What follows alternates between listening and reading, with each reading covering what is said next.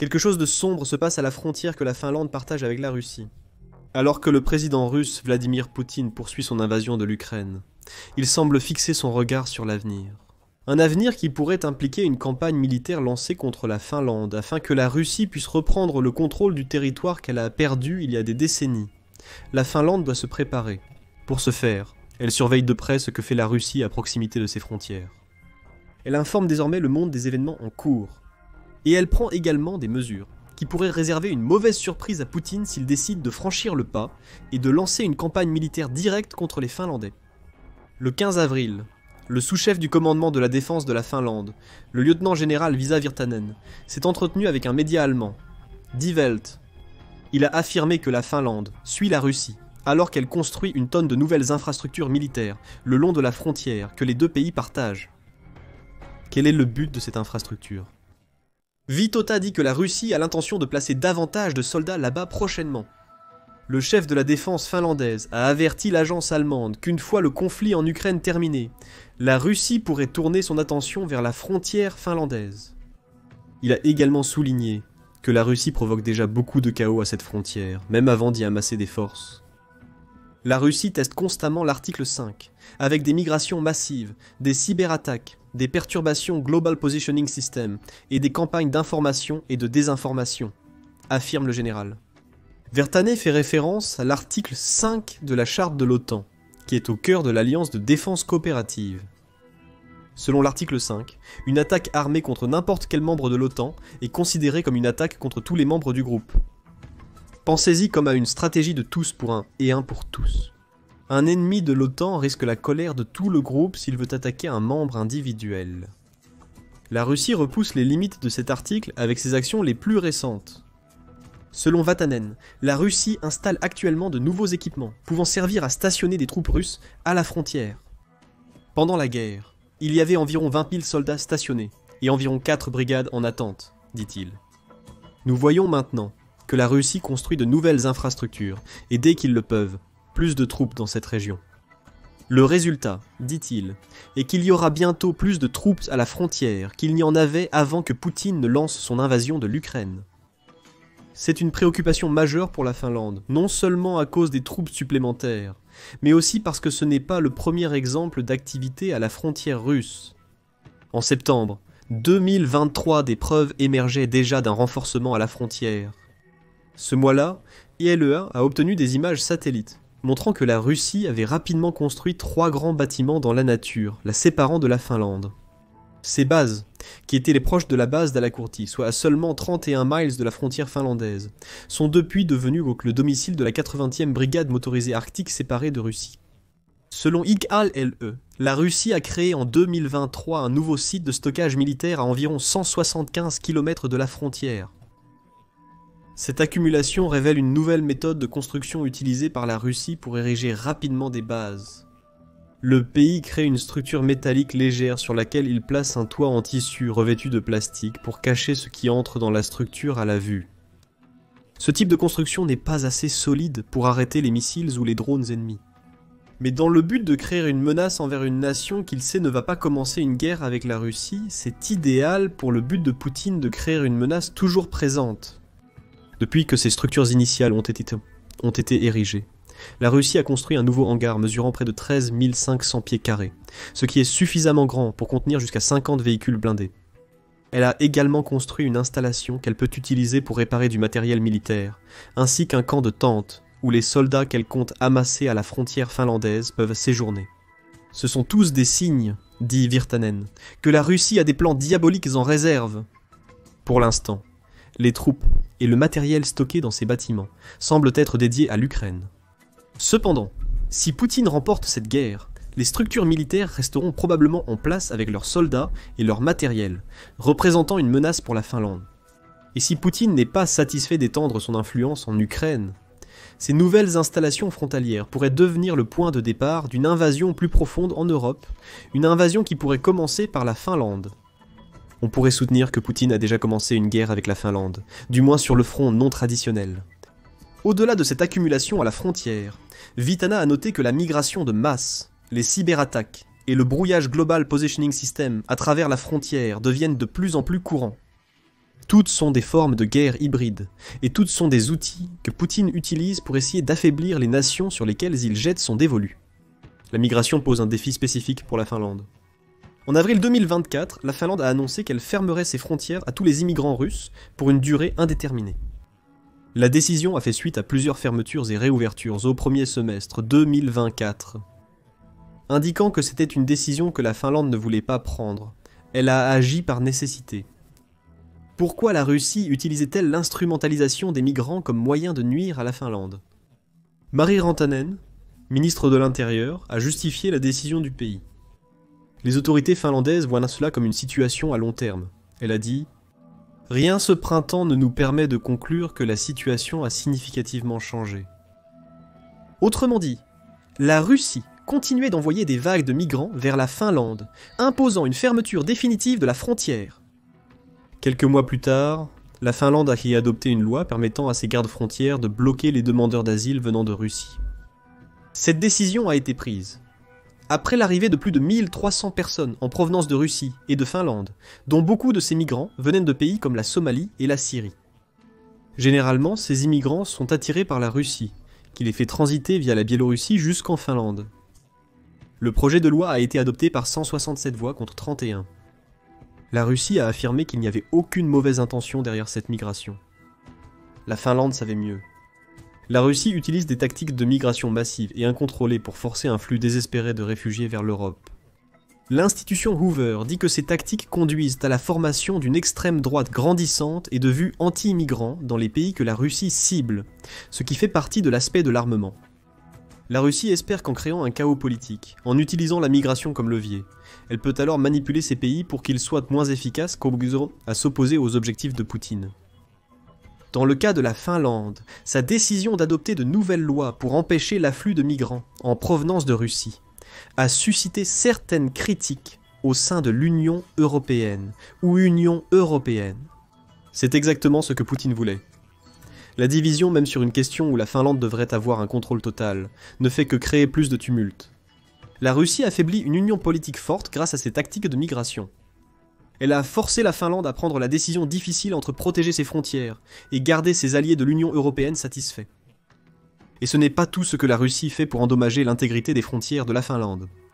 Viitanen a aussi parlé des cyberattaques et d'autres actes de sabotage et de perturbation pouvant être classés dans cette catégorie.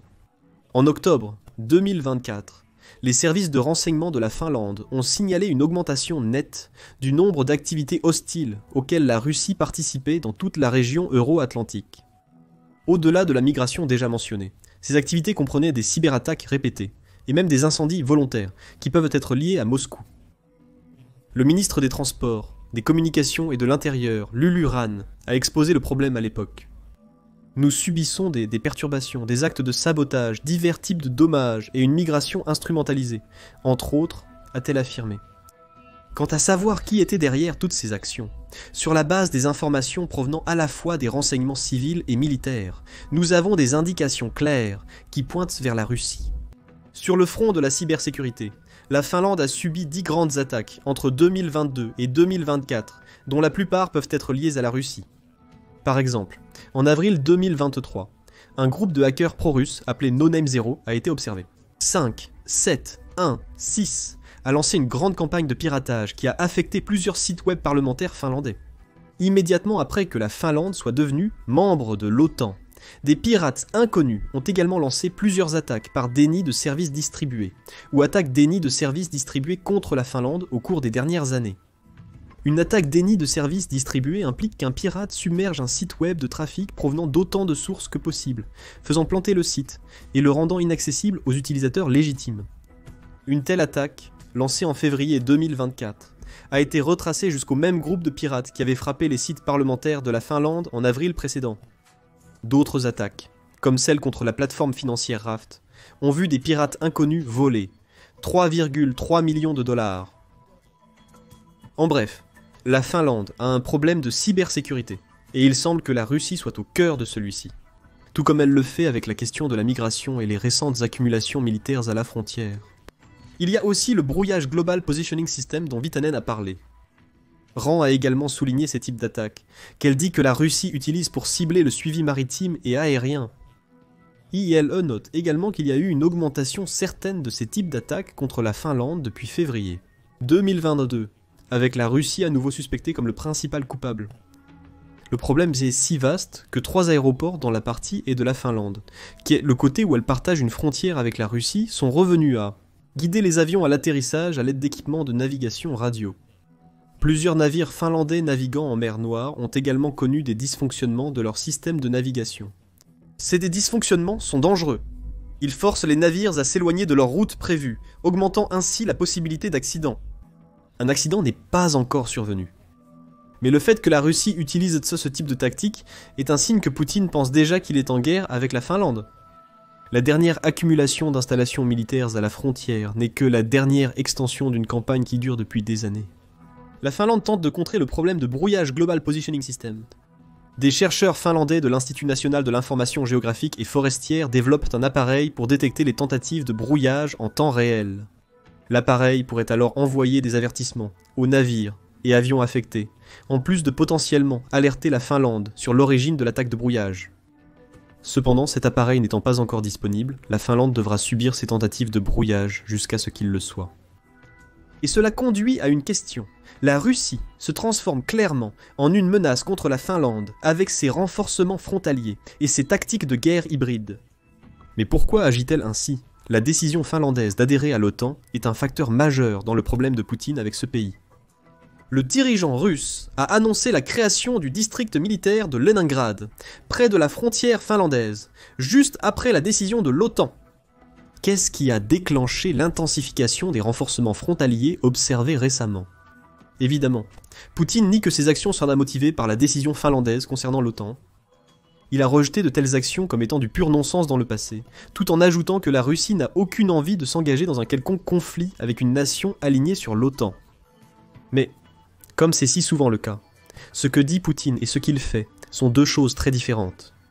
Après tout, c'est le même homme qui a menacé de renforcer les forces de la Russie dans la région de la Baltique, y compris en déployant potentiellement des armes nucléaires dans l'enclave de Kaliningrad.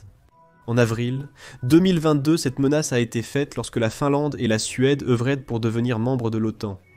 Le message de Poutine étant clair, rejoignez l'OTAN, et la Russie pointera ses armes nucléaires sur vous.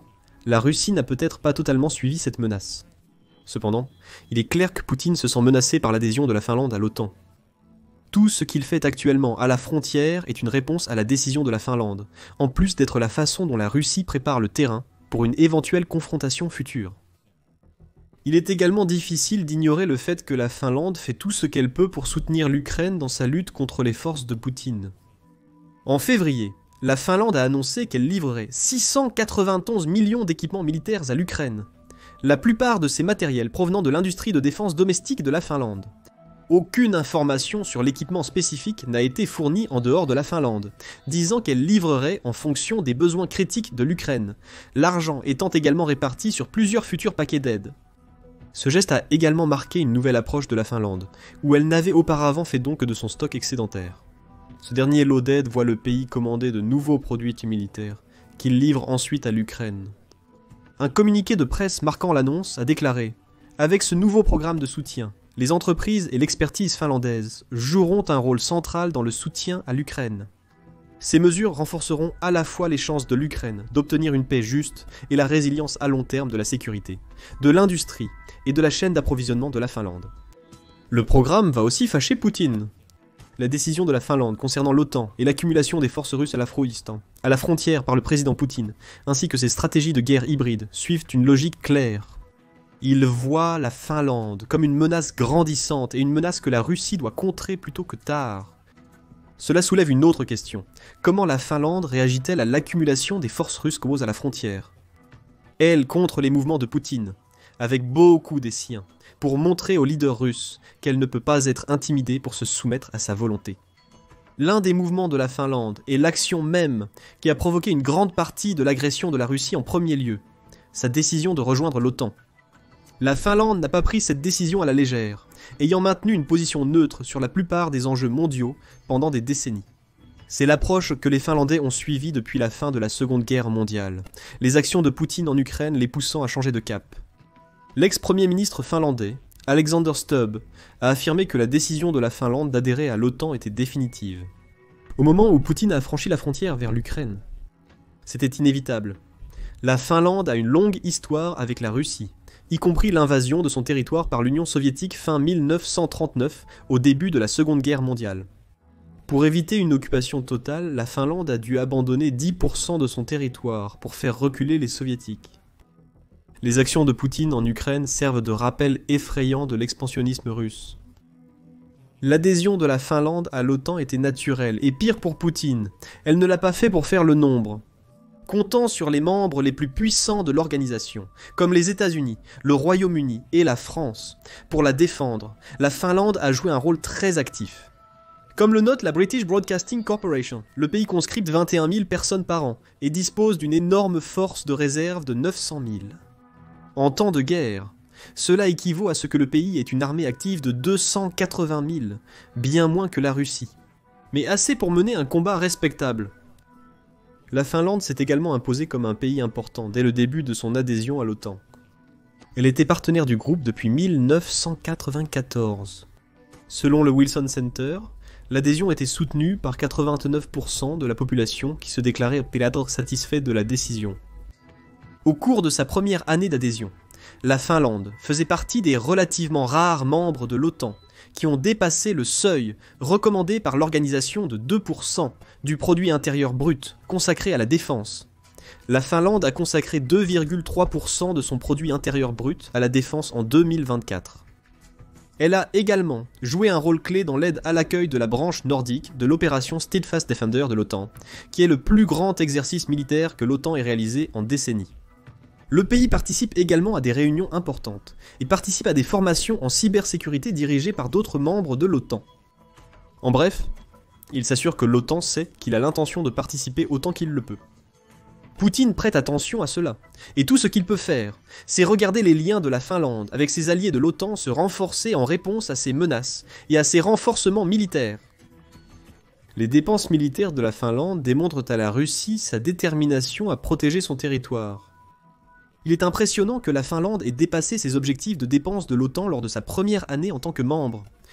Son engagement pour les années à venir est exceptionnel. Le pays s'était engagé à augmenter les dépenses de défense chaque année, entre 2025 et 2029, atteignant 3% de son produit intérieur brut la dernière année. Cela représente environ 30 milliards de dollars de financement supplémentaire consacrés à la défense du pays au cours de la prochaine décennie. Certes, cela peut ne pas sembler beaucoup comparé aux États-Unis, qui dépensent près d'1 billion de dollars en défense chaque année. Cependant, pour un petit pays comme la Finlande, c'est un engagement de dépenses massif. En plus de cette hausse budgétaire, la Finlande a décidé de se retirer de la Convention d'Ottawa. Cette convention interdit les mines antipersonnelles, suggérant que le départ de la Finlande pourrait révéler une méthode envisagée pour protéger sa frontière avec la Russie. Parsemer son territoire de mines juste derrière la frontière serait suffisant pour causer de sérieux dommages à une force russe envahissante. Cela forcerait au moins les troupes russes pour ralentir, laissant plus de temps à la Finlande pour se préparer. La Finlande représente environ 800 miles de la frontière que l'Europe partage avec la Russie. Il est logique qu'elle fasse tout ce qu'elle peut pour rendre ses défenses aussi dangereuses que possible. Mais ce ne sont pas seulement les mines terrestres que la Finlande envisage d'utiliser. Elle adopte également une approche de sa frontière qui souligne à quel point elle est sérieuse pour empêcher la Russie d'entrer. La Finlande construit un mur. Ce mur ne couvrira pas toute la frontière. Selon Militani, il devrait mesurer environ 125 miles de long. Cependant, l'inquiétude de la Finlande face à la montée militaire russe a accéléré la construction du mur, débutant plusieurs mois plus tôt que prévu en février 2025. Cela signifie que la plupart du mur sera achevé d'ici fin 2025, avec seulement quelques sections restantes à terminer l'année d'après. Étant donné que le mur n'était pas censé être terminé avant la fin de 2026, avec le début de la construction en avril 2023, c'est une augmentation de rythme assez impressionnante. Certes, ce n'est pas le mur le plus imposant du monde. La barrière de 3 mètres de haut est faite d'un mélange d'acier, de grillage et de fils barbelés. Cependant, la Finlande équipe également ses gardes-frontières de projecteurs et d'équipements de surveillance vidéo, ce qui signifie que le mur servira de système d'alerte précoce en cas d'invasion russe. La Finlande a consacré plus de 110 millions de dollars aux efforts de construction. Il est probable qu'elle envisagera de construire encore plus de barrières le long du reste de sa frontière, une fois qu'elles seront en place pour les zones les plus vulnérables du pays. Prises ensemble, ces actions envoient un signal clair que Poutine a des plans sombres pour la Finlande, même si ces plans se limitent à intimider le pays pour qu'il fasse ce qu'il veut. Mais la Finlande voit clair dans ses plans. Et sa propre montée en puissance militaire, combinée au renforcement de ses défenses frontalières et à son rôle de plus en plus actif au sein de l'OTAN, envoie un message fort à Poutine que la Finlande sera prête, peu importe ce que la Russie fera ensuite. Mais que pensez-vous des activités frontalières de la Russie et de la réponse de la Finlande ?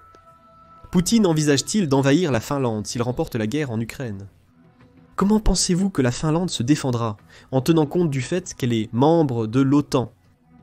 Partagez vos pensées avec nous dans les commentaires, et n'oubliez pas de vous abonner à The Military Show pour plus de commentaires sur les derniers mouvements de la Russie en Europe. Nous sommes une source indépendante de nouvelles et d'informations sur les conflits militaires à travers le monde, et nous apprécions beaucoup votre soutien.